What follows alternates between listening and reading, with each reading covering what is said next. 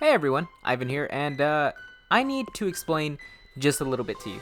So, this is actually being recorded on April 3rd, way like a month after Rock Tunnel was recorded. This is going to be a quick, abridged episode. This one will be coming out, and then immediately the next day we'll follow the next episode, just because this one is only going to be a couple of minutes. Because there was a technical issue in the recording. No matter what I tried to do, the file would always corrupt my editing program that I used, and I actually went ahead and edited multiple videos ahead of time to see if it was like something that happened with my editing software or my computer, but it all just turns out that the recording was just faulty. It happened once before when I recorded the very first episode of the series. It actually didn't come out, so I had to re-record the entire intro to the series. So this is a little informal. This is kind of an abridged episode.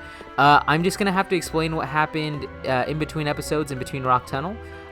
For starters, I know we ended off the episode by getting a Alolan Diglett, and I have to say, I'm sorry, but you can't nickname Alolan or traded Pokemon, so I went ahead and dropped it from the team. I explained it in the recording that it just wasn't gonna work out, just because I really wanted everybody to be nicknamed. But I still went ahead, and I'm going to go ahead and talk about it right now, because we didn't in the last episode. So anyways, Alolan Diglett is a ground steel type Pokemon, later evolving into the Alolan Dugtrio with magnificent hair, maintaining that ground steel type. This thing doesn't really have any difference in stats. It's still very fast and still very strong, just like regular Diglett, except this one can learn a couple of steel moves.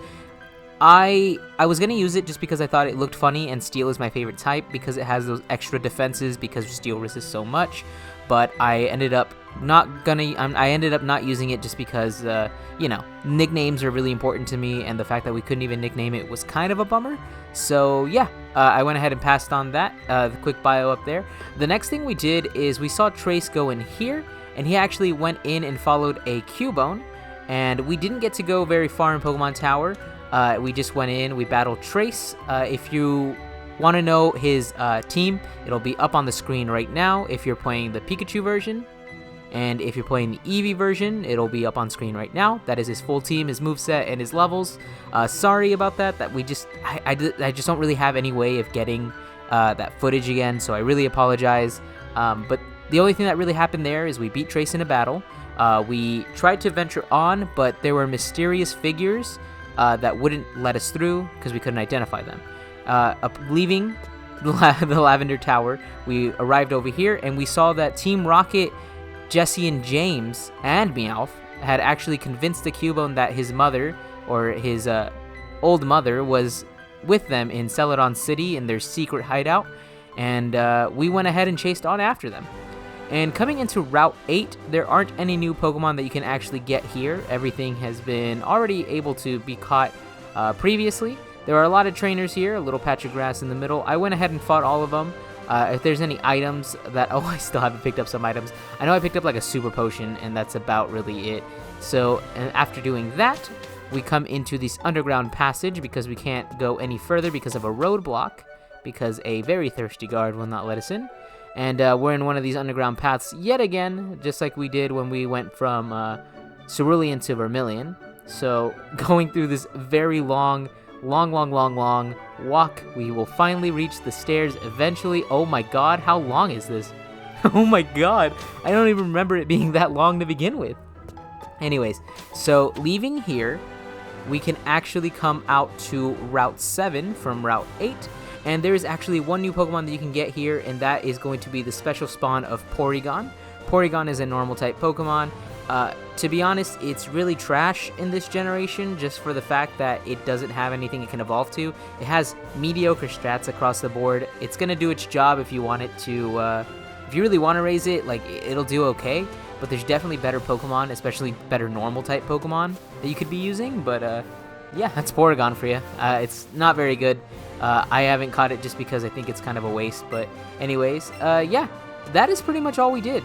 We went over here. I think I fought this trainer, and he gave us TM12 Facade, which is something we definitely use later on in the playthrough, not to be a spoiler.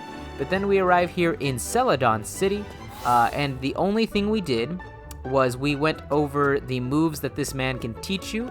If you are using Pikachu, I'm not going to talk to him because there's other moves that you can learn later on, and I don't want him to, I don't want to spoil that.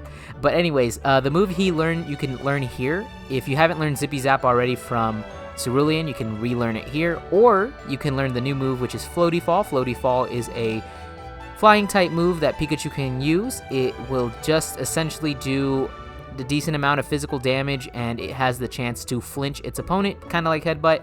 It's not very good. It's primarily used because the gym here in Celadon City is a grass type gym, so keep that in mind. And if you're using the Eevee game, you can actually learn 3 of these moves. I will put them up on screen right now. Or I think it's only 2. I don't know. I'll put the actual amount. I'm sorry. It's been a long while since I've been here. But those are the moves you can learn, and the last bit of information you can actually do is you can talk to this young boy here. Oh, not that young boy. Is it this young man? Oh, nope, not that young man. I think it's her. Oh no, it's not her. I don't know what I'm doing. Is it you? Okay, cool. So this one will actually trade you for a Sandshrew. If you're playing Pikachu, he will trade you your Sandshrew for his Alolan Sandshrew. And if you're playing Eevee, he will trade you your Vulpix for their Alolan Vulpix. So I'm going to go ahead and talk about Alolan Sandshrew real quick. Alolan Sandshrew is an Ice Steel type Pokemon. It has the same stats that the regular Sandshrew does, and the Alolan Sandslash keeps those same stats. The only difference is that it has that Ice and Steel typing. This one is actually a little better than the others just because it has the ability to have so many more resistances with that Steel type. It becomes a little more bulky because it has that Ice typing as well. I recommend it personally. I was going to actually raise it on my team, because Steel types were my favorite, but I ended up siding with Diglett because I didn't really need another Ice or a Pokemon with the Ice typing on my team, or at least I thought it would probably add some more weaknesses, so I went ahead and avoided that. The one that you can get with Alolan Vulpix, however, is really good. Alolan Vulpix is pretty incredible. I meant to say the one you can get in Eevee is pretty good, but you know what I mean. Alolan Vulpix is an Ice type, and then it later evolves into Alolan Ninetales using the Ice Stone, gaining a Fairy subtype. I believe it's not a Fairy until it fully evolves. I can't remember. Anyways, this Pokemon is the same as regular Ninetales. However, this one has more, how would I say it? Has more potential for the fact that it can not only learn, did I say Psychic? I meant Ice Fairy in case I said anything otherwise. But anyways, it has more potential because it can learn Ice moves, it can learn Psychic moves still, and it can learn Fairy type moves. So the fact that it has such a wide variety of moves just nails it on the head. And the fact that it's still good even without its ability, it makes it a pretty good Pokemon. I would definitely recommend using it. I was gonna use it as well. I was thinking about trading it over because I did manage to get my hands on a separate copy, but I decided against it. But yeah, that is pretty much it. That is all we did in that episode. It's sad that we didn't get that we had this issue, this run-in, but I apologize. Hopefully this was enough. If not, I apologize. There's not much I can do. Sorry if it sounds like I'm recording this last minute. I've just been very frustrated with that video. Anyways, thank you guys for watching. In the next episode of Pokemon Let's Go, we will be doing the Celadon gym. And maybe somebody evolves. Who knows? Thank you guys for watching. And as I said, I will see you the next day because I already have everything recorded. So I will see you guys then. Thank you.